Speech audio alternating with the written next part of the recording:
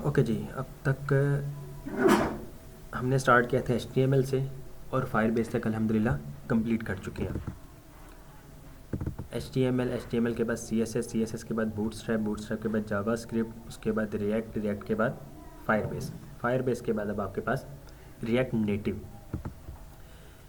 React में देखा कि हम सिंगल पेज एप्लीकेशंस बनाते हैं, ठीक है। और रिएक्ट जो है एक जावास्क्रिप्ट की लाइब्रेरी है जिसको फेसबुक ने क्रिएट किया है, और रिएक्ट को यूज़ करके आप बहुत ही फास्ट अपनी वेब एप्लीकेशंस बना सकते हैं।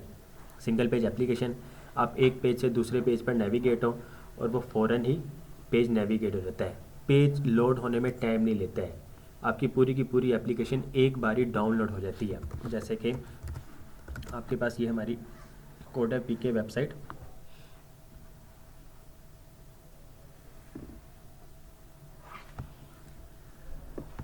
ये आपके पास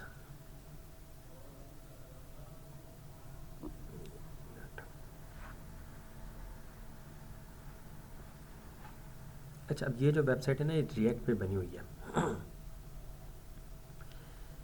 आप लोग होम से अबाउट में जाएं तो ये देखें पेज लोड नहीं हुआ, फ़ौरन ही आपके पास वो पेज शो हो गया। इस पे जाएं आप। अच्छा, मज़ीद जो डाटा है ना, ये सब डाटा, कुछ डाटा जो है, अब ये तो एनिमेशंस लगी हुई है, उसके अलावा कुछ डाटा जो है वो आपका सर्वर से आ रहा है, ठीक है, बैकएंड से आ रहा है, डेटाबेस से आ रहा है। उसमें आपके पास ये टीम, अब ये देखें ये फौरी आपके पास ये डाटा आ रहा है, ठीक है। और रिएक्ट नेटिव जो है,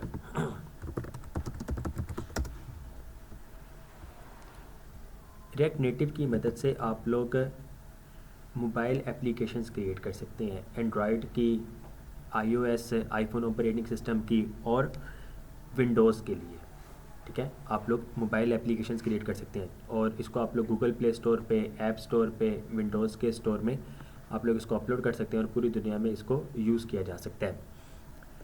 जावा स्क्रिप्ट की मदद से ही आप ये सारे काम कर रहे हैं। रिएक्ट जो है वो जावा स्क्रिप्ट है, रिएक्ट नेटिव भी है जो, वो भी आपकी जावा स्क्रिप्ट ही है।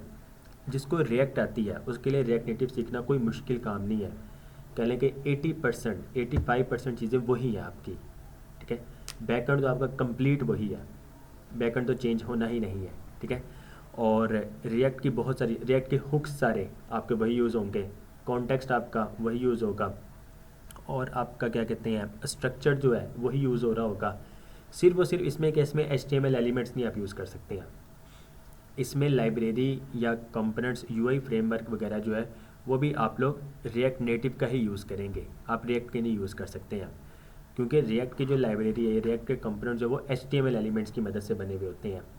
इसमें जो है ये कंपोनेंट बेस्ड ही होता है, इसमें HTML एलिमेंट्स यूज़ नहीं कर सकते हैं। सबसे पहले तो इसका इन्वायरमेंट क्रिएट करना पड़ता है। अच्छा, एंड्रॉयड के एप्लीकेशंस बनाने के लिए जावा ज़रूरी है, ठीक है। और iOS एप्लीकेशन क्रिएट करने के लिए स्विफ्ट ज़रूरी है, लैंग्वेज है।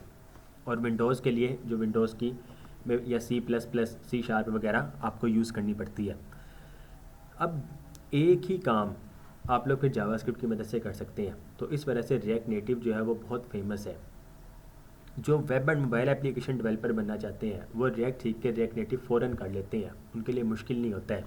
अगर तो आप लोग सिर्फ मोबाइल एप्लीकेशन डेवलपर बनना चाहते हैं, ठीक है, आप लोग तो वेब एंड मोबाइल ऐप में है ना, अगर सिर्फ मोबाइल एप्लीकेशन डेवलपर होते तो वो फिर रिएक्ट नेटिव की जगह हम मोस्टली फिर फ्लटर वगैरह यूज़ कर रहे होते हैं।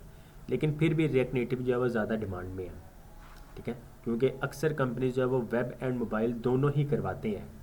ऐसा नहीं होता कि सिर्फ मोबाइल एप्लीकेशन पे ही काम करवा रहे हैं, वो वेबसाइट्स पे और मोबाइल एप्लीकेशन दोनों पे काम करवा रहे होते हैं। तो इस वजह से रिएक्ट और रिएक्ट नेटिव का एक जोड़ बन जाता है और वो एक डेवलपर से ही सारे काम ले लेते हैं या एक कंपनी से ही सारे काम करवा लेते हैं। रिएक्ट नेटिव के लिए सबसे पहले आपको इसका एनवायरनमेंट सेटअप करना पड़ता है। इसका एनवायरनमेंट सेटअप करने के लिए आप रिएक्ट नेटिव की वेबसाइट पर आए और गेट स्टार्टेड। अब इसमें आपके पास एक ऑप्शन है कि start a new react native project with expo. हमने एक्सपो के साथ नहीं करना।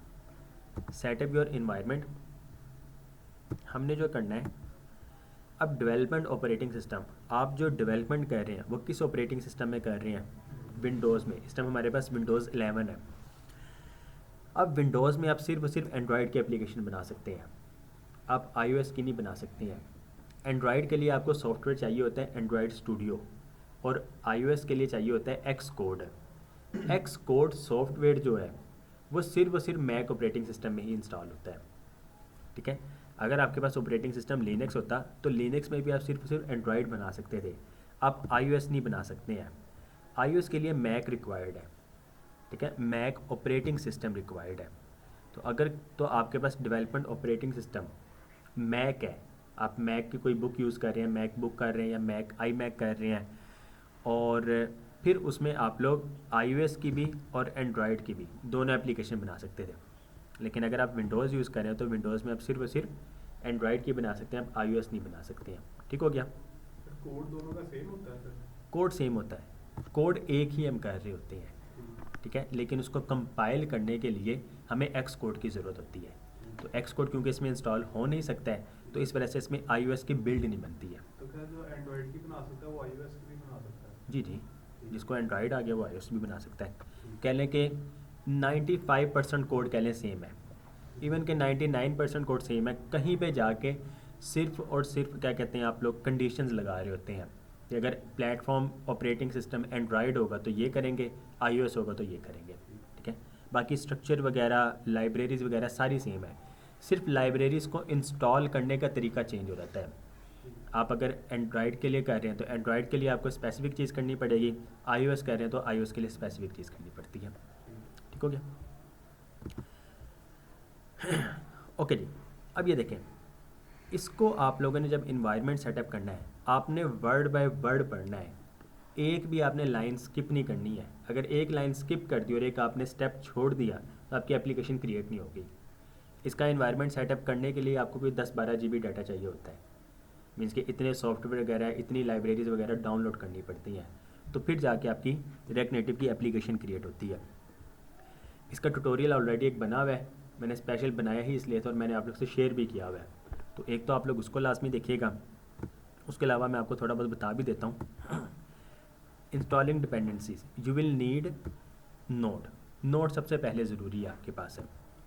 The react native command line interface, JDK and Android studio, ठीक है, ये चार चीज़ें आपको लाजमी चाहिए।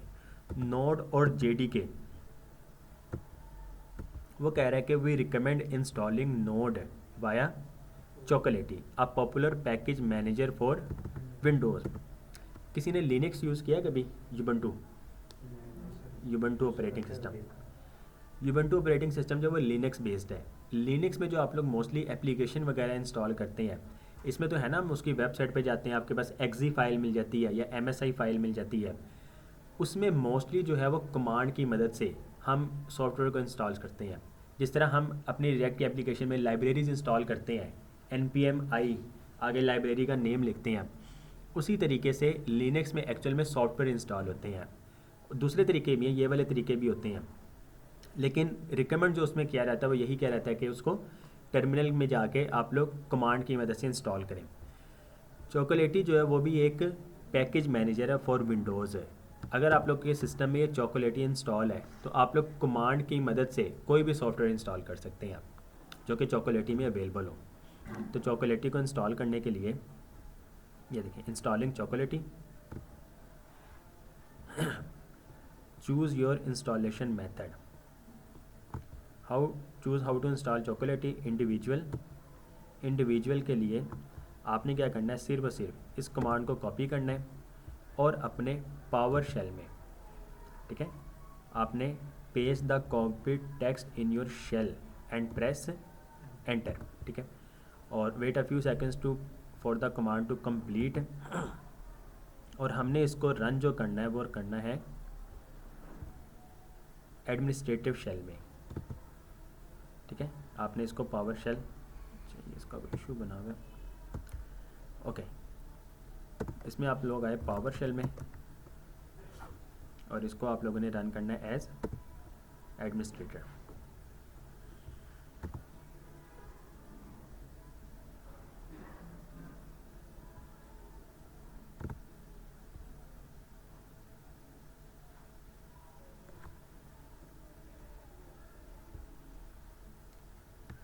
ओके जी, paste and enter.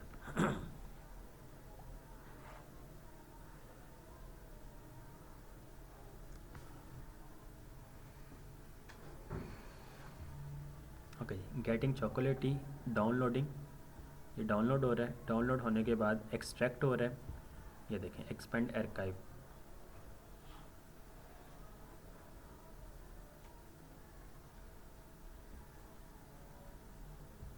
Okay ji, extract हो गया। इंस्टॉलिंग चॉकलेटी on the local machine.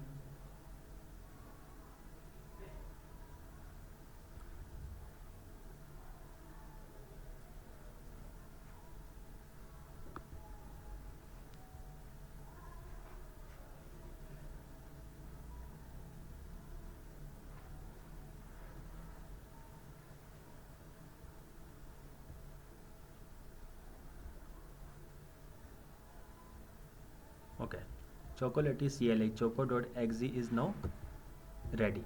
So you can call Choco from anywhere, command line or PowerShell by typing Choco.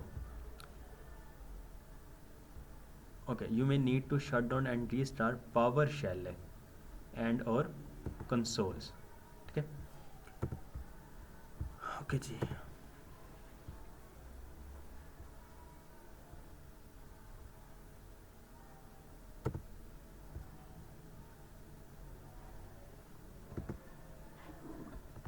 Ji online वालों, आप लोगों को आवाज़ आ रही है, समझ लग रही है?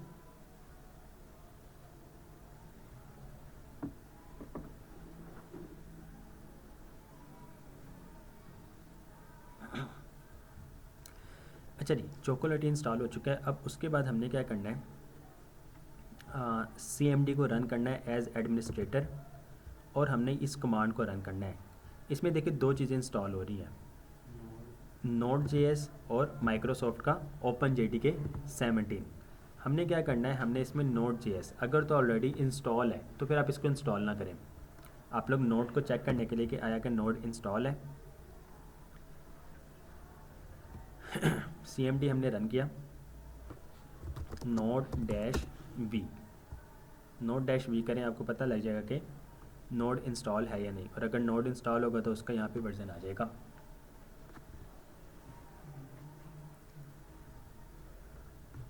ओके जी, V22.11.0 इस टाइम करंट जो है वो यही चल रहा है। ठीक है, आपने क्या करना है, इस कमांड को रन किया और सॉरी कॉपी किया, और CMD एज एडमिनिस्ट्रेटर आपने रन करना है। CMD run as administrator,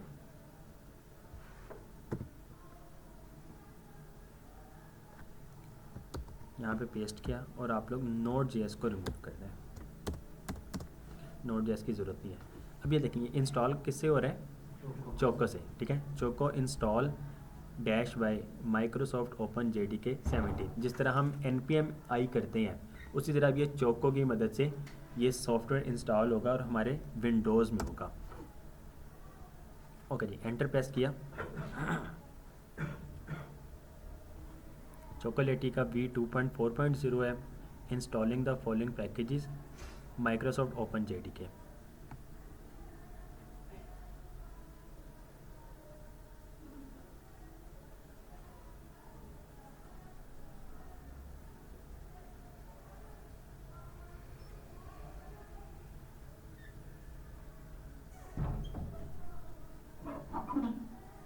okay जी, अब ये डाउनलोड हो रहा है, 160 MB की फ़ाइल है।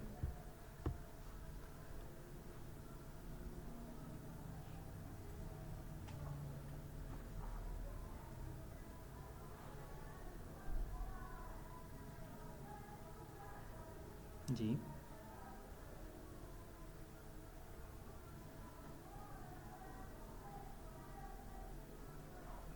रिडक्स का तो नहीं हमने कहा ज़्यादा, Node.js वगैरह जो है वो इसके बाद हम करेंगे। फिर एक बार रिएक्ट नेटिव आप लोगों की कंप्लीट हो जाए उसके बाद फिर हम Node.js को देखेंगे। नेक्स्ट डेज तो फ्रेमवर्क है रिएक्ट का जी। नहीं, आप लोगों ने ना एक्चुअल में क्या कोर चीज़ है, जो कोर चीज़ आप लोग अगर कर चुके हैं ना तो फिर कुछ और करने की ज़रूरत नहीं है। हाँ, अलग अगर तो यानी कि फ्रेमवर्क यूज़ करना चाहते हैं तो फिर नेक्स्ट जेएस कर सकते हैं, अदरवाइज इसकी ज़रूरत कोई नहीं है।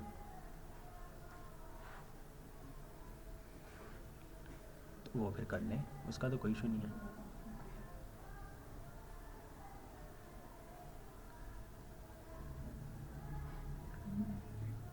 आप लोग आपने रेस्टोरेंट कंप्लीट कर लिया जो मैंने प्रोजेक्ट शेयर किया था? तो वो करेंगे तो शायद आगे होगा, वो तो करें कंप्लीट।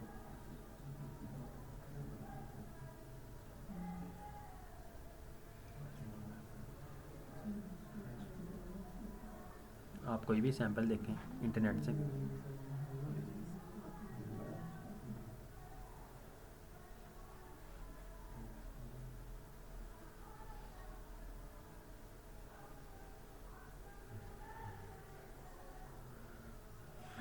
ओके जी, डाउनलोड कंप्लीट हो चुका है और अब ये आपका इंस्टॉल हो रहा है।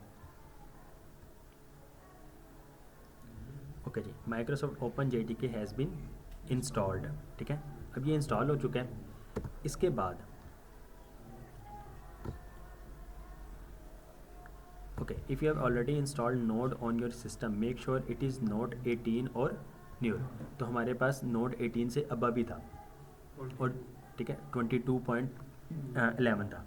ओके, जेडीके भी हमने इंस्टॉल कर लिया है। जेडीके इंस्टॉल करने के बाद if you are using the latest version of Java Development Kit, you will need to change the Gradle version of your project so it can recognize the JDK. You can do that by going project root folder Android Gradle wrapper Gradle.properties and changing the distribution URL value to upgrade the Gradle version. तो बहरहाल हमें इसकी ज़रूरत नहीं है क्योंकि हमने जो है वो इस इन्वायरमेंट के बाद ही कोई न्यू एप्लीकेशन क्रिएट करनी है। ये पुराना अगर कोई आपके पास एप्लीकेशन बनी हुई है तो उसके लिए फिर कह रहा है कि आपको चेंज करने की ज़रूरत है।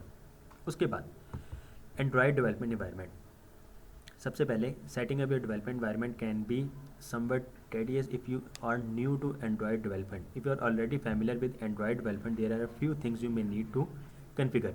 In either case, please make sure to carefully follow the next few steps. सबसे पहले हमने क्या करना है, इंस्टॉल करना है एंड्रॉयड स्टूडियो। उसके लिए आप इसको डाउनलोड करेंगे। डाउनलोड के लिए आप इसकी वेबसाइट पर गए,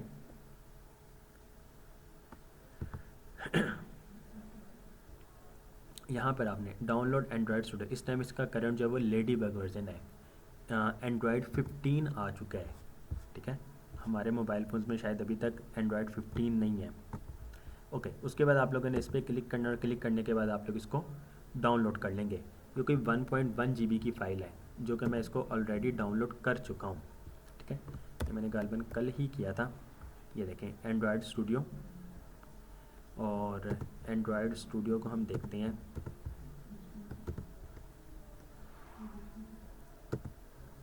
शायद अभी हम इन्वायरमेंट सेटअप कर रहे हैं, इन्वायरमेंट सेटअप होगा, कोड हम VS कोड में ही करेंगे। ओके जी, ये एंड्रॉयड स्टूडियो जी, एंड्रॉयड स्टूडियो को इंस्टॉल करते हैं। अच्छा, ड्यूरिंग इंस्टॉलेशन एंड्रॉयड स्टूडियो, इसमें भी आप मज़ीद कुछ पैकेजेस वगैरह को डाउनलोड कर रहे होते हैं जो ये खुद ही कर रहा होता है, तो वो भी एक लंबा प्रोसीजर है।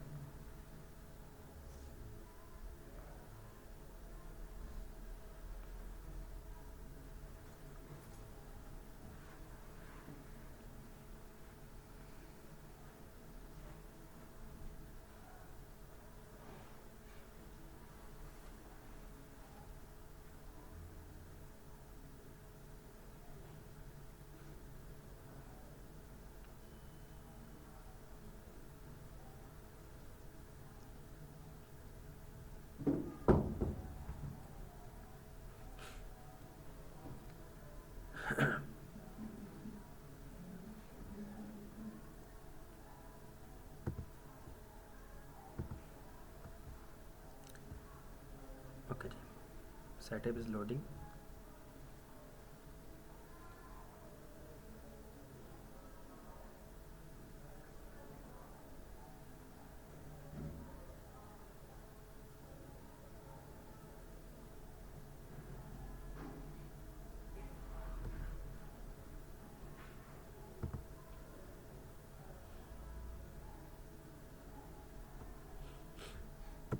नेक्स्ट। अच्छा जी, इस जगह पे एंड्रॉयड वर्चुअल डिवाइस है। वर्चुअल डिवाइस का मतलब है कि आप अपने सिस्टम में एक फ़ोन क्रिएट कर रहे होंगे, ठीक है। एंड्रॉयड ऐप जो इंस्टॉलेशन होगी, जब आप लोग उसकी डेवलपमेंट करेंगे, डेवलपमेंट के वक्त ज़ाहिर सी बात आप उसको कहीं पे इंस्टॉल करके देख रहे होंगे कि वो एप्लीकेशन किस तरह की है। तो उसके लिए आपको एक मोबाइल फ़ोन चाहिए होता है। या तो आप अपना मोबाइल फ़ोन यूज़ करेंगे जो आपके पास फ़िज़िकल मोबाइल है, या फिर आप अपने ही सिस्टम में एक वर्चुअल डिवाइस क्रिएट करेंगे जो कि एंड्रॉयड का ही ऑपरेटिंग सिस्टम होगा, एक एंड्रॉयड फ़ोन होगा। तो बहरहाल उसके लिए आपको फिर ज़्यादा रैम और ज़्यादा प्रोसेसर चाहिए होता है। तो फिलहाल हम इसको स्किप कर देते हैं ताकि आपका सिस्टम जो है वो भी फास्ट रहे और आपके पास अपनी फ़िज़िकल मशीन जो है, फ़िज़िकल मोबाइल जो है, आप उसको एज अ डिवाइस यूज़ कर सकते होंगे। तो हमने इसको स्किप कर दिया। नेक्स्ट करें। Next, install. हाँ जी, जब आप लोग इंस्टॉल करेंगे तो इसको स्किप कीजिएगा ना। सर इसकी वजह से वैसे भी लैपटॉप गर्म हो जाता है सर, किसकी वजह से? ये एंड्रॉयड वर्चुअल। दरअसल कह लें कि इस टाइम सिस्टम जो हमारे पास है, अगर तो सिस्टम है कोई i7 9th 10th जनरेशन, वो तो फिर ज़ाहिर बात फास्ट है, उसमें प्रोसेसर भी काफ़ी ज़्यादा है, तो उसमें फिर आप लोग वर्चुअल डिवाइस कर सकते हैं। अगर तो यानी कि सिस्टम है कोई i7 6th generation 7th generation है, तो फिर वर्चुअल डिवाइस ना करें। वैसे भी करने की ज़रूरत नहीं है, क्योंकि आपके पास एक मोबाइल तो ऑलरेडी अवेलेबल है, तो आप उसमें ही यानी कि फ़िज़िकल मशीन में चेक करें कि एक्चुअल में किस तरह आपकी वो एप्लीकेशन बन रही है, तो वो भी बेहतर होता है।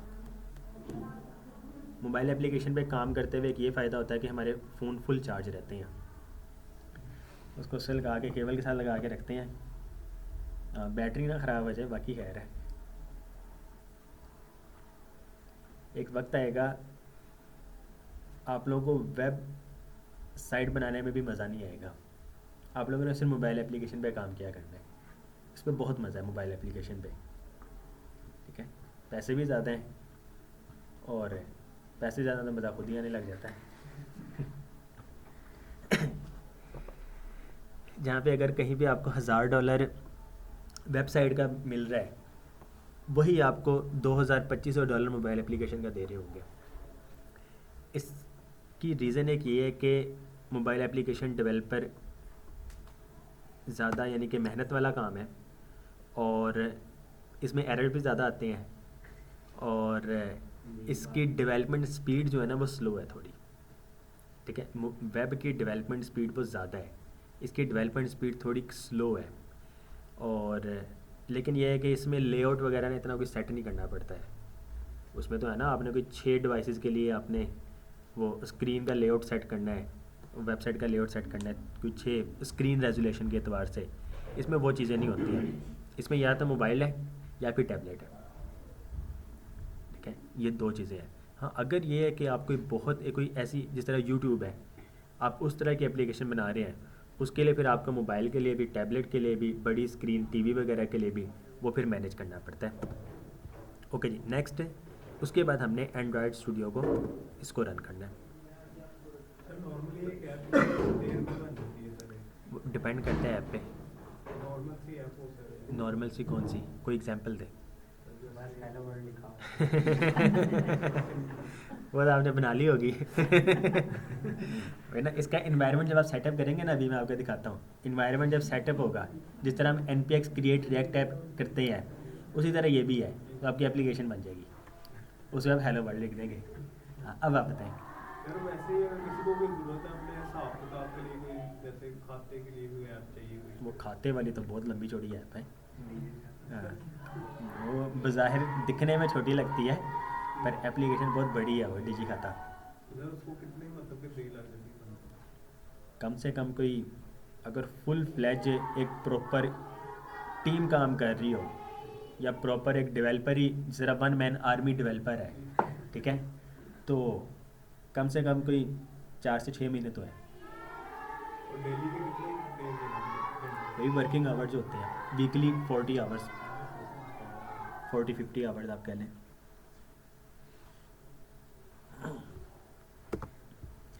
ओके सर ये भी कर सकते हैं जी। एआई ऐप में भी आप आगे मैं एआई एक्चुअल में ना, क्या कहते हैं, एआई एक्चुअल में कोई चीज़ नहीं है। एआई को हम इंटीग्रेट करते हैं चीज़ों के साथ है। विदाउट वेबसाइट से, विदाउट मोबाइल एप्लीकेशन आप एआई को यूज़ नहीं कर सकते हैं। ठीक है, मोबाइल एप्लीकेशन के अंदर आप एआई को इंटीग्रेट करेंगे, उसका कोई एक फंक्शन बना हुआ होगा कह लें, ठीक है, जो चीज़ों को ऑटोमेट मैनेज कर रहा होगा। बज़ाहिर एक्चुअल में एआई कुछ भी नहीं है उसके बगैर। ठीक है, एआई जो है ना वो पाइथन जो है वो कहीं पे इंटीग्रेट हो रहा है। ठीक है, उसके बगैर तो आप कुछ भी नहीं कर सकते हैं। अगर वेबसाइट ही नहीं है तो आप एआई को कहाँ पे यूज़ करेंगे उस वेबसाइट में? मैं कह रहा था कि एआई से हम ऐप बनवा सकते हैं। बनवा सकते हैं हल्की फुल्की। अब देखें ना, चैट जीपीटी बनी हुई है, मैंने शायद पहले भी एक बार एग्जांपल दी थी यहाँ पे, शायद या वो कहीं और दी होगी। आप चैट जीपीटी को कहें मुझे चैट जीपीटी जैसी वेबसाइट बना दो, बना के देगा? आप उसे कहें मुझे फेसबुक बना दो, आप उसे कहेंगे मुझे एंड्रॉयड स्टूडियो एप्लीकेशन बना दो, तो नहीं बनाएगा ना, पॉसिबल नहीं है। तो बहरहाल जूनियर जो है ना, जूनियर लेवल के, उनकी जॉब्स वगैरह ख़त्म हो चुकी है, no doubt. Specially content writers की, जो जूनियर कंटेंट राइटर्स थे उनका काम ख़त्म हो चुका है। अब किसी आप कंटेंट राइटर को कहते हैं कि मुझे अपनी वेबसाइट के लिए कंटेंट चाहिए, वो पूरी वेबसाइट देखता, उसने कहना था मुझे 1-2 हफ्ते लगेंगे। आप चैट जीपीटी को कहें, उसने उस टाइम ही आपको दे देना है। ठीक है, तो उनका काम ख़त्म हो चुका है। Okay, choose the type of setup you want for Android studio, इसको आप लोग स्टैंडर्ड ही रहने दें। नेक्स्ट, अब यहाँ पे देखें ये कुछ चीज़ें, सेटअप टाइप एसडीके फोल्डर, ये आपका बनेगा। टोटल डाउनलोड साइज़ जो वो है 2.25 GB, तो ये 2.25 GB मज़ीद जो है वो डाउनलोड होगा। और इसमें देखें Google play Intel x86-64 atom system image, आपका ये भी डाउनलोड होगा। इसमें प्रीवियस में कस्टम में क्या चीज़ है? नेक्स्ट अच्छा जी, हम कस्टम में आ चुके हैं। अब कस्टम में देखें, ये दोबारा से एंड्रॉयड वर्चुअल डिवाइस को डाउनलोड कर रहा था। ठीक है, इसको आप लोग स्किप कर देंगे, हमें ये नहीं चाहिए। ठीक है, उसके अलावा बाकी सारी चीज़ें रहने दें। तो हमने स्टैंडर्ड की जगह हमने क्या यूज़ करना है? कस्टम। और कस्टम में आके आप लोग इसको फिर कर रहे होंगे। मैंने ट्यूटोरियल जो बनाया था वो गालबन बनाया था कि साल पहले की बात है, 2 साल हो चुके हैं, वो 2 साल पुरानी है। ठीक है, चीज़ें मिलती जुलती ही हैं। उसमें भी कस्टम किया हुआ है। अच्छा, तो कस्टम में जाके फिर आप लोग इसको यूज़ करेंगे। अच्छा, बाकी जो है ना मज़ीद जो चीज़ें वो सारी इसमें लिखी हुई हैं। While on Android installation make sure the boxes next to all of the following items are checked. Android SDK, Android SDK platform, Android virtual device को हमने स्किप कर दिया है। ठीक है, अगर तो आप वर्चुअल डिवाइस को यूज़ करते तो फिर वो आप कर रहे होते। उसके अलावा जितनी भी चीज़ें हैं, अच्छा जी, एंड्रॉयड एसडीके प्लेटफॉर्म सिस्टम हो नहीं रहा है, ये चेक है। ठीक है, और ये ख़त्म भी नहीं हो रहा खैर से। ये चीज़ें आपकी स्किप हो सकती हैं, ये भी नहीं स्किप होगी। तो बहरहाल एंड्रॉयड वर्चुअल डिवाइस को आपने स्किप कर देना है। नेक्स्ट किया हमने, एमुलेटर की सेटिंग्स 2 GB रिकमेंडेड आ रही है, इसको नेक्स्ट कर दें। और नेक्स्ट है, अब आपके पास डाउनलोड साइज़ कितना आ रहा है? 623 MB। ठीक है, क्योंकि हमने वो मेन जो चीज़ थी 1.64 GB की हमने स्किप कर दी। नेक्स्ट, इसको आप लोगों ने एक्सेप्ट कर लेना है और इस पर भी क्लिक करके आपने इसको भी एक्सेप्ट कर लेना है और आपने इसको कर देना है फिनिश। अब ये चीज़ें डाउनलोड हो रही हैं आपकी, डाउनलोड होकर वो ऑटोमेटिकली इंस्टॉल हो जाएंगी।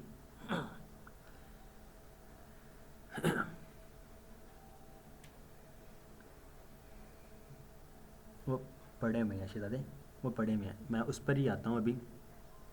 अच्छा, इन्वायरमेंट सेटअप का मैंने आपको बता दिया। चलिए अब अज़ान हो जाए, फिर अज़ान के बात करते हैं इंशाल्लाह। तो तब तक ये डाउनलोड भी हो जाएगा सारी चीज़ें। अच्छा, जब तक ये डाउनलोड हो रहा है मैं आप लोगों को बताता हूँ कि रिएक्ट नेटिव आप लोगों ने सीखनी किस तरह है। अब आप लोग अल्हम्दुलिल्लाह उस लेवल पे पहुँच चुके हैं कि आप लोग ना कोई भी ट्यूटोरियल वगैरह उसको देख के ना अब आप लोग सीख सकते हैं चीज़ों को। ठीक है, आप लोगों को बेसिक सारी चीज़ें आ चुकी हैं। इवन के रिएक्ट के बहुत सारी चीज़ें, ज़ाहिर सी बात आप सब कुछ तो नहीं पढ़ सकते हैं, लेकिन जितना हमने पढ़ा है उसकी मदद से आप लोग कोई भी एप्लीकेशन क्रिएट कर सकते हैं। आप लोगों ने करना क्या है, यूट्यूब पे हैं,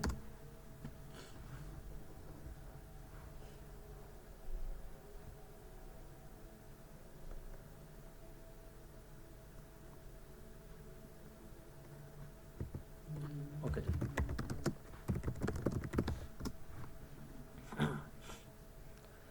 आप लोग चैनल पे आ जाएं, ठीक है।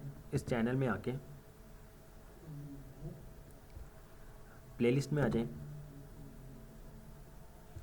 इस प्लेलिस्ट में आपके पास सबसे ज़्यादा वीडियोस जिसमें है ये वाली, ठीक है, 57 वीडियोस हैं इसमें। आप लोग इस प्लेलिस्ट में आ जाएं।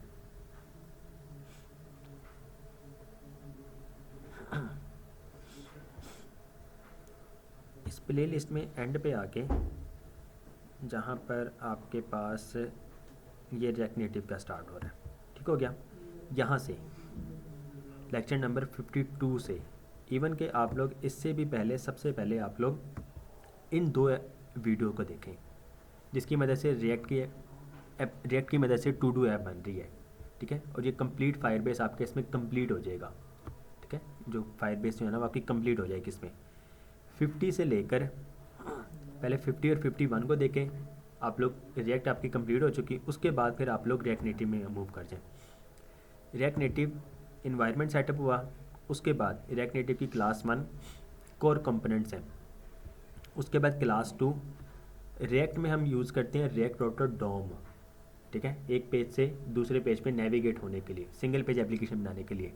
इसमें रिएक्ट राउटर डॉम की जगह यूज़ होता है रिएक्ट नेविगेशन।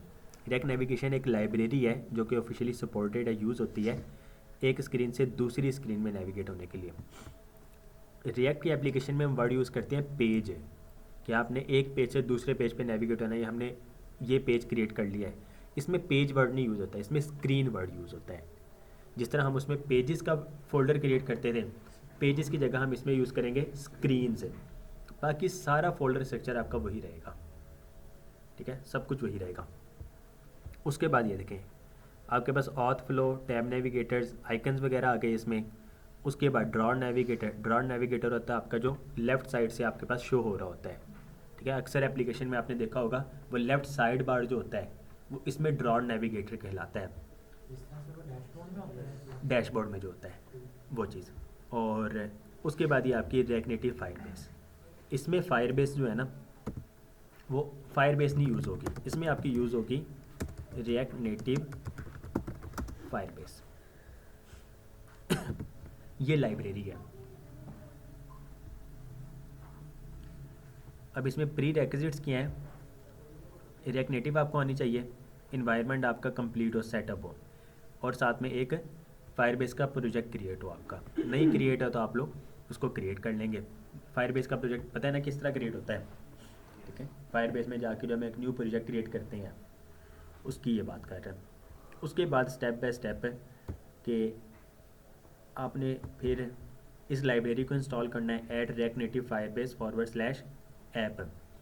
उसके बाद एंड्रॉयड का सेटअप आपने कंप्लीट करना है। तो ये सारी चीज़ें इसमें भी मौजूद हैं और ये सारी की सारी चीज़ें आपकी इसमें भी मौजूद हैं, ठीक है। तो आप लोग ना इसको देखें, मैंने जो पढ़ाना है ना आपको सेम यही चीज़ यहाँ पे भी पढ़ानी है, ठीक हो गया। सेम चीज़ ये आपको इसमें भी मिल रही है। तो बजाय कि हम कि यहाँ पे मैं आपको सेम चीज़ दोबारा रिपीट करवाऊँ, इसको देखें, अपनी ना एप्लीकेशन क्रिएट करें। सारे के सारे लेक्चर देख के आप लोग पूरी की पूरी एप्लीकेशन क्रिएट करें। जिस चीज़ में आपको इशू आ रहा हो ना वो आप मेरे से पूछें, ठीक है। तो ये ज़्यादा बेहतर है, ये ना लेकिन वो सारी चीज़ें आपको नहीं ना उस टाइम पता लगती। मैंने कहा ना अब आप लोग अल्हम्दुलिल्लाह उस लेवल पे पहुंच चुके हैं कि आप लोग अब इसको कर सकते हैं। हमने रिएक्ट नेटिव को करने के बाद अब रिएक्ट नेटिव कंप्लीट हो चुकी है, जाहिर सी बात कल को मैंने तो नहीं आपके पास होना है, ठीक है। आप लोगों ने सब कुछ खुद से ही सीखना है। अब इसके बाद बहुत सारी चीज़ें हैं जो आप लोग वक्त के साथ साथ सीख रहे होंगे। तो अभी से ना आप लोगों की प्रैक्टिस हो जाएगी, आप लोगों को इसका एक्सपीरियंस हो जाएगा। जाहिर सी बात हम तो यहाँ पर हैं ही, और साथ में यानी कि क्लास का टाइम भी है, उस टाइम मैं भी होऊंगा, लेकिन यहाँ पे पढ़ाने वाला सिलसिला ना फ़िलहाल हम अभी ख़त्म कर देंगे। आप लोग यहाँ पे आके प्रोजेक्ट पे ही काम किया करेंगे। आप लोग अब अपने अपने लैपटॉप लेकर आएँ, लेकिन इन्वायरमेंट सेटअप करके लेकर आइएगा, ठीक है। और ऑनलाइन वाले भी जो हैं वो अपना अपना इन्वायरमेंट सेटअप करें कंप्लीट है, और क्लास का जो टाइम होता है उसमें आप लोग प्रोजेक्ट पे ही काम कर रहे हो, ठीक है। और जिस चीज़ की समझ न लगे उस टाइम वो फिर आप लोग मेरे से पूछें साथ साथ, ठीक है। तो ये चीज़ें ना आप लोग की जल्दी कवर हो जाएंगी, बजाय इसके कि मैं यहाँ पे आपको लेक्चर दूँ। घर जाके आप लोग प्रैक्टिस करें, और कोई एरर वगैरह है तो हमारे पास भी फिर यानी कि इतना टाइम नहीं, क्योंकि यहाँ पे आके दोबारा से लेक्चर ही हो जाना है जिस तरह अभी तक चलता आ रहा है। तो बेहतर है कि लेक्चर आप लोग घर में ही लें, वहीं पे आप लोग प्रैक्टिस करें, फिर जो इशू आए ना वो फिर हम यहाँ पे आके रिजॉल्व कर रहे होंगे। बाकी है कि इसमें ना आप लोग जब इसको कंप्लीट कर लें, इस सारे लेक्चर्स को आप लोग कंप्लीट करें, इसके बाद आप लोग बनाइए टू डू की एक एप्लीकेशन। सबसे पहले तो आप लोग टू डू की एप्लीकेशन रिएक्ट की बनाएं, ठीक है, फुल फ्लैज है, A to Z complete current operation हो आपका, ठीक है। ये सिंपल सा यूआई है जो यहाँ पे ही क्लास में हमने पढ़ाया था, तो ये गालिबन कोई 2 घंटे। ये जो ट्यूटोरियल है इसमें सारी बनी हुई है टू डू एप्लीकेशन, ये कंप्लीट टू डू ऐप है लेकिन इस जी हाँ जी इसको बनाए, लेकिन इसका ना यूआई नहीं प्यारा है, क्योंकि यहाँ पे ही ए टू जी न्यू प्रोजेक्ट भी हमने क्लास के दौरान ही क्रिएट किया था। टोटल 4 घंटे में कह लें कि ये रिएक्ट की application to do application create हुई हुई है, रिएक्ट विद फायरबेस है। तो 4 घंटे में या तो बंदा फिर यूआई पे फोकस करे या फंक्शनैलिटीज़ पे फोकस करे। तो बहरहाल जितना यूआई हम कर सकते थे उसको हमने किया है, और फंक्शनैलिटीज़ कंप्लीट है।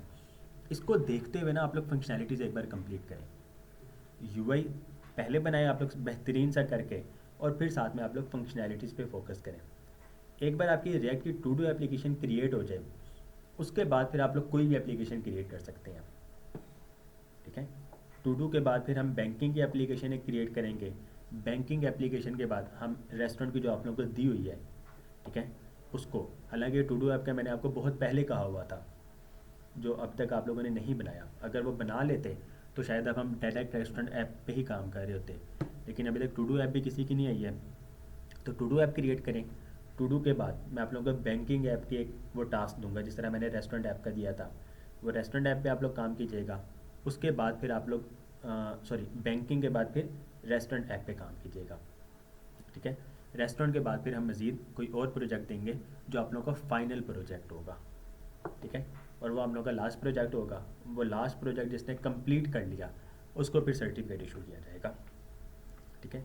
तो वो कह लें आप लोग का एक फ़ाइनल हैकाथॉन टाइप होगा, और वो आप लोग यहाँ पे ही आके कर रहे होंगे। आप लोग को एक टाइम दे दिया जाएगा, इतने टाइम ड्यूरेशन में आप लोग फिर बाकी घर में जाके कंप्लीट कर रहे होंगे, ठीक है। तो फिर हमारा इंशाल्लाह कोर्स जो है वो फिक्स डेट को क्या आप बता रहे हैं? वो फिक्स डेट को होगा, वो दिसंबर में होगा इंशाल्लाह, ठीक है, दिसंबर का मिड या लास्ट में। तो वो जब आप लोगों का ये रिएक्ट नेटिव और ये रिएक्ट विद फायरबेस है और रिएक्ट नेटिव, ये सारी चीज़ें आप लोगों की कंप्लीट हो जाएंगी, उसके बाद फिर हम बैकएंड की तरफ मूव करेंगे। बैकएंड से मुराद के सर्वर में, ठीक है। अभी तक आप लोगों ने सर्वर नहीं पढ़ा है, अभी तक आप लोगों ने एक्चुअल में सिर्फ फायरबेस को पढ़ा है। फायरबेस एक्चुअल में फ्रंट एंड है, बैकएंड नहीं है, ठीक है। सर्वर वगैरह पे जो काम करना है वो फिर हम इंशाल्लाह जब आप लोग एक बार रिएक्ट पे आप लोगों की ग्रिप हो जाए ना, उसके बाद सर्वर को पढ़ने का फ़ायदा, उससे पहले फ़ायदा नहीं है। वो तो इस तरह बस हम चीज़ों को पढ़ते ही जा रहे हैं और फिर आप लोग कुछ कर भी नहीं रहे हैं कि फोकस यानी कि डाइवर्ट हो जाता है, तो बेहतर नहीं है, ठीक है। तो इस तरह आप लोग अभी कह लें कि नवंबर भी एंड हो चुका है, तो 1 मंथ ही आप लोग के पास है। 1 मंथ में ये सारी चीज़ें आप लोग कंप्लीट करें अब, ठीक है। हम यानी कि यहाँ पर हुआ करेंगे, यहाँ पर आएंगे आप लोग भी, और लेकिन आप लोग अपने अपने लैपटॉप और प्रोजेक्ट लेकर आए साथ में, ठीक है। इवन के ऑनलाइन वाले भी जो हैं और जो यहाँ पे सीरा में आ सकते हैं, तो आप लोग भी आ सकते हैं, ठीक है। तो यहाँ पर आके आप लोग काम करें इस पर, और किसी चीज़ की समझ न लगे तो वो फिर हम साथ से डिस्कस कर रहे होंगे इंशाल्लाह, तो ये ज़्यादा बेहतर है। बाकी ये हमारा हो चुका है, ओके जी। Intel HXM installed successfully finish. अच्छा, इसमें एक और चीज़ है, शायद वो जब उस ट्यूटोरियल में मैं उसमें भी नहीं आप लोगों को बता सका हूँगा, क्योंकि वो फेस आया नहीं था इशू। आप लोग ना टास्क मैनेजर में जाएंगे,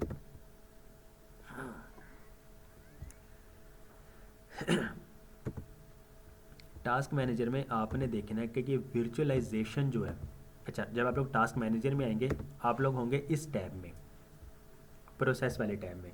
विंडोज़ 11 में यहाँ पर होता है, विंडोज़ 10 के यहाँ पर आपके पास ऑप्शन आ रहा होता है। तो प्रोसेस से आप लोग परफॉर्मेंस में आएंगे, और परफॉर्मेंस में आप लोग CPU में, CPU में आपने देखना है कि वर्चुअलाइजेशन जो है वो इनेबल्ड है। अगर इनेबल्ड है तो फिर आप लोगों का ये प्रोजेक्ट क्रिएट होगा, अगर नहीं है तो ये इंटेल HAXM जो है ना, जो भी सामने आया था आपके, वो इंस्टॉल नहीं होता है। वो इंस्टॉल नहीं होगा तो आप लोगों की एप्लीकेशन क्रिएट नहीं होगी, ठीक है। वर्चुअलाइजेशन जो वो इनेबल्ड होनी चाहिए, अगर इनेबल्ड नहीं है जी जी, अगर ये इनेबल नहीं है तो ये बायोस में जाके इनेबल करना पड़ता है, ठीक है। बायोस में जाके आपके पास ऑप्शन आ रहा होता है वर्चुअलाइजेशन का, उसमें जाके इनेबल करते हैं। अगर तो आप लोग खुद कर सकते हैं तो वेल एंड गुड, नहीं कर सकते हैं तो फिर उसके लिए आप लोग अपना अपना लैपटॉप लें तो वो फिर हम कर देंगे, ठीक है ना। वो वीडियो में नज़र नहीं ना आएगा, बायोस जो है वो सिस्टम बंद करके आता है, मीन्स के ऑपरेटिंग सिस्टम से पहले, तो वो मीटिंग ही एंड हो जाएगी। ओके जी, उसके बाद आपके पास जब ये इंस्टॉल हो जाता है, इंस्टॉल के बाद आपके पास ये ऑप्शन आता है एसडीके मैनेजर का।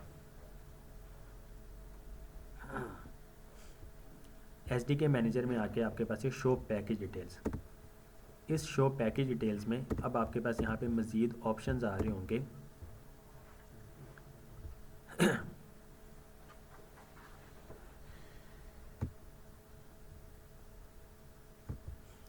सेलेक्ट द एसडीके प्लेटफॉर्म्स और Android, look for and expand the Android 15 vanilla ice cream और एंड्रॉयड एसडीके प्लेटफॉर्म 35, और आपने Intel x86 atom 64 system image है, ठीक है। अगर तो आपके पास सिस्टम जो है वो इंटेल का है तो आप लोग या तो इंटेल को यूज़ करेंगे या फिर आप लोग गूगल को, मीन्स के प्रोसेसर इंटेल का हो। ओके जी, यहाँ पे अब आपके पास ये देखें एंड्रॉयड 15 वनीला आइसक्रीम आ रहा है, इसमें आपके पास है एंड्रॉयड एसडीके प्लेटफॉर्म 35, आप लोगों ने इसको चेक कर लेना है। और उसके बाद आप लोगों ने Intel x86 64 atom 60 atom 60, check करेंगे ये पता लगता है टास्क मैनेजर में आपके पास ये किसका है, इंटेल का है, या तो इंटेल का या फिर एएमडी का है, दो ही होते हैं। ओके जी, एंड्रॉयड एसडीके प्लेटफॉर्म 35 भी हो गया और इंटेल का ये भी हो गया। अगर AMD है तो गूगल का करेंगे, एएमडी का फिर गूगल का ही होगा, इंटेल का तो होगा ही नहीं, ठीक है। उसके बाद next select the SDK tools है। अब यहाँ पे देखेंगे, अभी हम एसडीके प्लेटफॉर्म से हैं, उसके बाद SDK tools, show package details करें। उसके बाद वो आपसे पूछ रहा है कि look for and expand the Android SDK build tools, Android SDK build tools, okay जी। Entry, then make sure that 35.0.0 is selected, तो 35.0.0 selected already. Finally click apply to download and install the Android SDK and related build tools. तो अब आपने इसको apply करना है। Apply करने के बाद अब दोबारा से एस्टिमेट डाउनलोड साइज़ जो है 807 पॉइंट ओके करते हैं। अब ये चीज़ें डाउनलोड हो रही हैं, डाउनलोड के बाद ये इंस्टॉल हो जाएंगी। एंड्रॉयड की जितनी चीज़ें हैं वो डाउनलोड कंप्लीट हो जाएगी ये।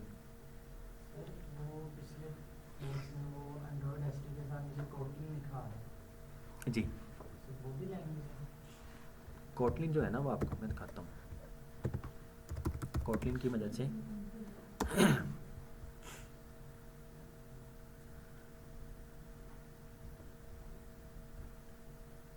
Kotlin is a modern trending programming language. Kotlin easy to learn specially if you already know Java, ठीक है। अगर तो आपको जावा ऑलरेडी आती है ना तो कोटलिन आपके लिए समझना बहुत आसान है, ठीक है।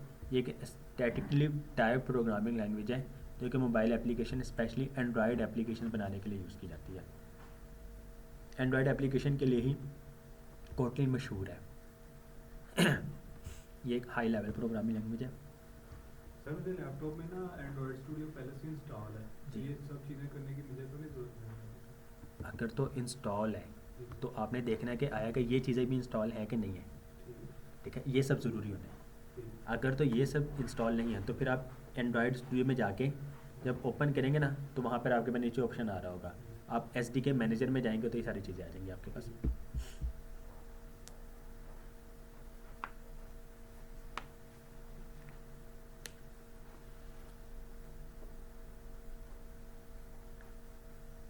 किसकी? जी जी, हाँ जी।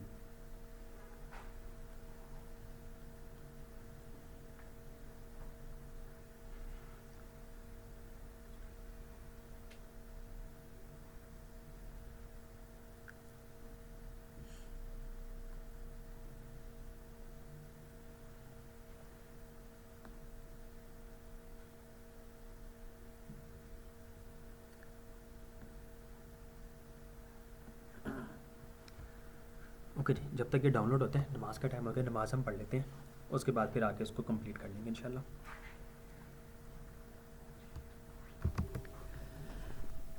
ऑलराइट जी, ये चीज़ें भी कंप्लीट हो चुकी है आपकी फिनिश। और अच्छा, एंड्रॉयड एसडी के लोकेशन जो है ना, एंड्रॉयड का जो फोल्डर है एसडी के, उसकी ये लोकेशन है।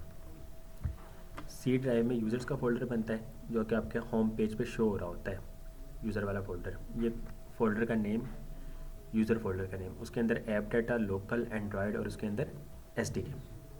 ओके करते हैं इसको अब बंद करते हैं, इसकी ज़रूरत नहीं हमें। अब हमने क्या करना है, configure the Android home environment variable, open the Windows control panel, user accounts again, change my environment variable, और उसमें हमने एंड्रॉयड होम वेरिएबल नेम रखना है और ये उसकी वैल्यू होगी। तो कंट्रोल पैनल, उसमें आपके पास ये यूज़र अकाउंट्स में दोबारा यूज़र अकाउंट्स, इसमें आपके पास ये लेफ़्ट साइड पे चेंज माय इन्वायरमेंट वेरिएबल्स, इसमें आपके पास न्यू हमने क्रिएट करना है।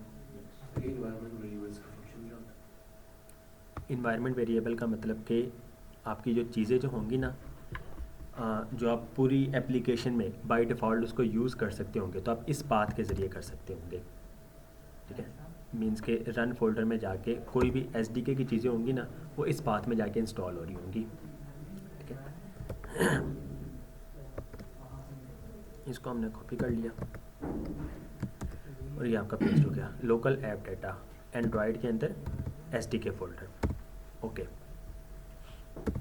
उसके बाद कई चीज़ें जिनके इंस्टॉल हो उनको भी करनी पड़ेगी, ये वाली जाए जिसमें इंस्टॉल किया है, जिसमें एंड्रॉयड इंस्टॉल है, ये करना पड़ेगा। एंड्रॉयड स्टूडियो जो इंस्टॉल है ना, ये अब आप सेटअप कर रहे हैं रिएक्ट नेटिव के लिए, ठीक है। ये आप लोग पाथ बना रहे हो उसका। ओके, ये वही कह रहा है कि you can find the actual location of the SDK in the Android studio settings dialog, जो आपको मैंने अभी दिखाया था। अच्छा, अब जब ये कंप्लीट हो चुका है तो ओपन पावर शेल, वो हमारा हो चुका है ना। ओके, पावर शेल ओपन करें और ये आप कमांड रन करके ना कंफर्म कर सकते हैं कि आया कि वो इंस्टॉल हो चुका है कि नहीं हुआ है। ओके जी, पावर शेल,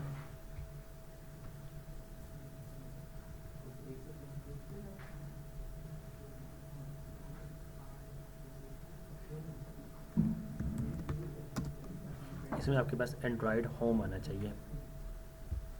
आपने आपको दिया ही है, जी, आपने अप्लाई होकर दिया ही है, वो आएगा तो विंडो टैब में ऐसा उसके आ तो नहीं रहा। ओके ओके नहीं किया होता। अच्छा जी, ये अभी तक नहीं हुआ सही। ओके जी, new Android home, Android app local data. Okay okay, अब दोबारा से हम चेक करते हैं पावर शेल में।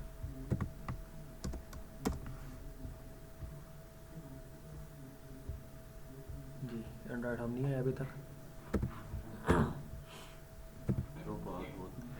जी, फोल्डर दूसरा नहीं है, वो बात आप क्या कह रहे हैं आप सर? दूसरा नहीं है। एक minute, get children, Android home आ जाना चाहिए। ये आ गया एंड्रॉयड होम। ठीक है, C users codem app data local Android SDK, ये वही वाला पाथ आ गया जो हमने उसमें देखा था। अच्छा जी, उसके बाद एक और सेटअप आपका यहाँ पर ही कंट्रोल पैनल में, add platform tools to path, Windows control panel, सारी चीज़ें यही। Click on change my environment variables, select करना है हमने पाथ, उस पाथ में जाके एडिट में न्यू में आपने स्कोर करना है। यहाँ पे आपके पास ये पाथ आ रहा है, इसको आपने करना है एडिट में जाके न्यू में जाके आपने इसको पेस्ट करना है। ओके कर दिया हमने, इसको भी ओके। तो ये सेटअप जो आपका एनवायरनमेंट सेटअप है वो कंप्लीट हो चुका है। देखो क्या, उसके बाद preparing the Android device. Android device जो है वो अब आपने, जब आप लोग इसमें क्या कहते हैं अपने फ़ोन को अपने सिस्टम के साथ लगाएंगे, ठीक है, तो आप लोगों ने क्या चीज़ एक चेक करनी है। अच्छा, इसमें ना डेवलपर टूल्स ओपन करना पड़ता है। तो डेवलपर टूल्स जो है हर फ़ोन के ना, अब सेटिंग्स में जाके अबाउट फ़ोन, अबाउट फुट में जाके सॉफ्टवेयर इंफॉर्मेशन। जो भी यानी कि होता है एंड्रॉयड वर्जन कहीं पे आ रहा होगा, उससे ऊपर ना, अब जिस तरह मेरे पास सिस्टम है एम का फ़ोन, इसमें आता है MIUI वर्जन, ठीक है।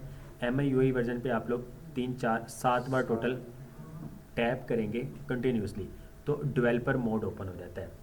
डेवलपर मोड फिर आपका कहीं पे एडिशनल सेटिंग्स में जाके नज़र आ रहा होगा, आपने डेवलपर ऑप्शंस को इनेबल करना है और उसमें जाके USB डीबगिंग को इनेबल करना है, ठीक है, ये इंपॉर्टेंट है USB डीबगिंग को इनेबल करना। तो अभी मेरे पास केबल नहीं, मैं आपको दिखा भी देता। जब वो इनेबल हो जाएगा और आपका मोबाइल आपके सिस्टम से कनेक्ट हो जाएगा, इसमें ना अलाउ का ऑप्शन आएगा, वो आप अलाउ कर दीजिएगा। फ़ोन में ऑप्शन आएगा अलाउ USB डीबगिंग का, जब आप फ़ोन से कनेक्ट करेंगे तो वो कर दीजिएगा। उसके बाद ADB डिवाइसेस, आपने इसको रन करना है, तो इसकी मदद से आपको पता चलेगा कि आपका फ़ोन जो वो कनेक्ट हो चुका है। अभी इस टाइम देखें लिस्ट ऑफ डिवाइसेस अटैच्ड कोई भी नहीं है। अटैच कैसे करना है?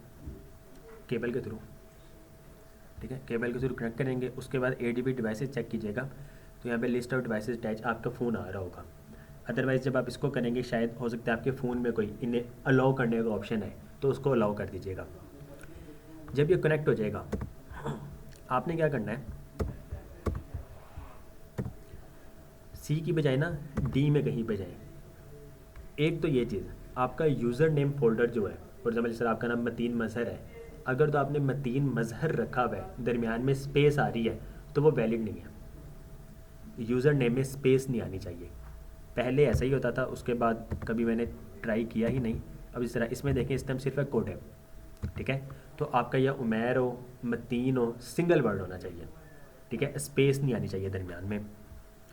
और जहाँ पर आप लोग रिएक्ट नेटिव का प्रोजेक्ट क्रिएट कर रहे हैं उसमें भी स्पेस नहीं आनी चाहिए। अब जिस तरह यहाँ पे देखें, इस टीचिंग फोल्डर में कोई स्पेस नहीं है, ठीक हो गया, और सीरा में भी फिर कोई स्पेस नहीं है। अब यहाँ पे देखें W-4 आ रहा है, ये डैश भी वैलिड नहीं होगा, आपने डैश में नहीं रखना है। तो आप लोग क्या करें, यहाँ पर या बैक में ही कहीं पे, इवन के D में ही डायरेक्ट यहाँ पर आप लोग, या फिर टीचिंग के अंदर यहाँ पर रिएक्ट नेटिव मैंने क्रिएट कर लिया, ठीक है, प्रैक्टिस के लिए। इस जगह पे जाके आप लोगों ने क्या करना है, CMD में आना है। इस CMD में आके आप लोगों ने एक कमांड को रन करना है। जब आप लोग टॉप पे जाएंगे तो यहाँ पे देखें, ओके जी, get started without a framework, क्योंकि हम एक्सपो को यूज़ नहीं कर रहे हैं। एक्सपो जो है एक फ्रेमवर्क है, हमने उसको नहीं यूज़ किया, हमने विदाउट फ्रेमवर्क किया है। गेट स्टार्टेड विदाउट फ्रेमवर्क, आपने यहाँ पे जाके इस कमांड को, ये जो कमांड है ये सेम चीज़ वही होगी, NPX आगे ये आपका ऑप्शन आ गया क्रिएट रिएक्ट ऐप वाला, ठीक है, यहाँ तक है। उसके बाद ये आपकी एप्लीकेशन का नेम आ गया। तो यहाँ पर जाके आपने क्या करना है, इसके बजाय इनिट करके माई ऐप, ठीक है, या फिर माई ऐप, या फिर टू डू, ठीक है, या फिर to dos, Microsoft to dos इसको रन कर लेना।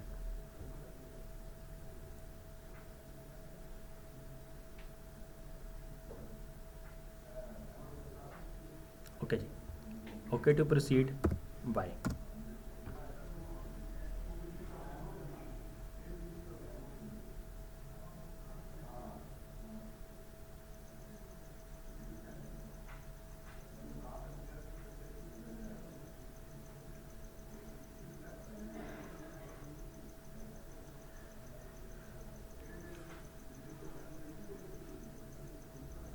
अच्छा, फर्स्ट टाइम जो है इसमें टाइम लगेगा, क्योंकि ये बहुत सारी लाइब्रेरीज को ग्लोबली आपके सिस्टम में डाउनलोड करेगा रिएक्ट नेटिव के लिए।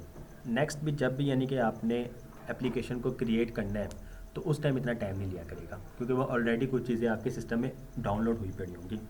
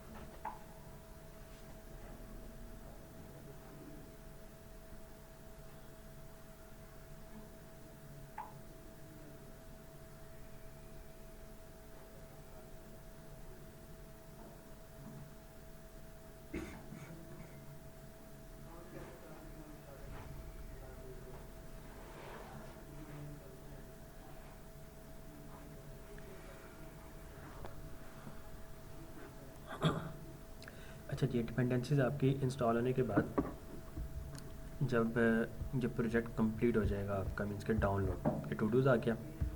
इस टू डूज़ के अंदर जाके जिस तरह हम उसमें करते हैं npm स्टार्ट है, आप लोगों ने क्या करना है इसमें cmdi npx react native run Android. आप लोग ये वाली कमांड को रन करेंगे, लेकिन अपना मोबाइल को कनेक्ट करके। उसके बाद ये एप्लीकेशन जो है वो आपके सिस्टम में इंस्टॉल हो जाएगी, आपके मोबाइल में।